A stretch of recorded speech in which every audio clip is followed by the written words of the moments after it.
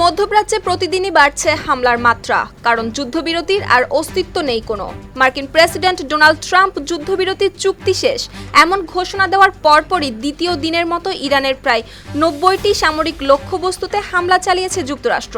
তবে খামেনির শেষ বিদায়ের আনুষ্ঠানিকতার মাঝেই এর পাল্টা জবাব দিয়েছে ইরান।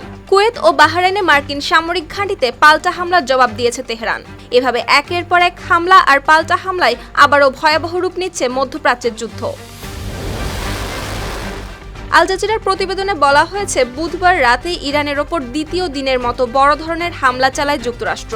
মার্কিন সেন্ট্রাল কমান্ড বা সেন্টকম জানিয়েছে, এবার আঘাত হানা হয়েছে ইরানের প্রায় 90টি সামরিক লক্ষ্যবস্তুতে, যেখানে টার্গেট ছিল আকাশ প্রতিরক্ষা ব্যবস্থা, উপকূলীয় নজরদারি সরঞ্জাম, ক্ষেপণাস্ত্র ও ড্রোনের গুদাম, নৌ সক্ষমতা এবং সামরিক রসদ সংরক্ষণাগার।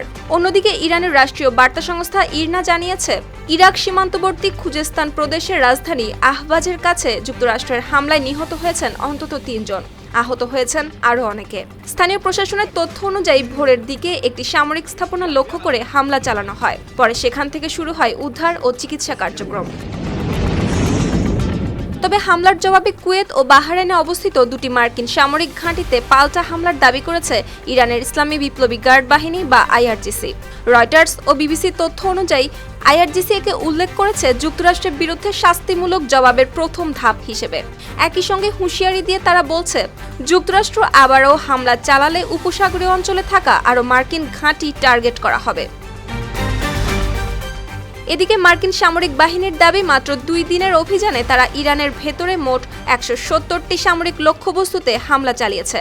অন্যদিকে তেহরানের অভিযোগ, এসব হামলা যুদ্ধবিরতি ও দুই দেশের মধ্যে হওয়া সমঝোতার সরাসরি লঙ্ঘন। ফলে একের পর এক হামলা, পাল্টা হামলা আর কঠোর হুঁশিয়ারিতে স্পষ্ট হয়ে উঠছে পরিস্থিতি এমন এক পর্যায়ে পৌঁছেছে যেখানে যে কোনো মুহূর্তে সংঘাত আরও ভয়াবহ রূপ নিতে পারে। সুপ্তি রায়, RTV।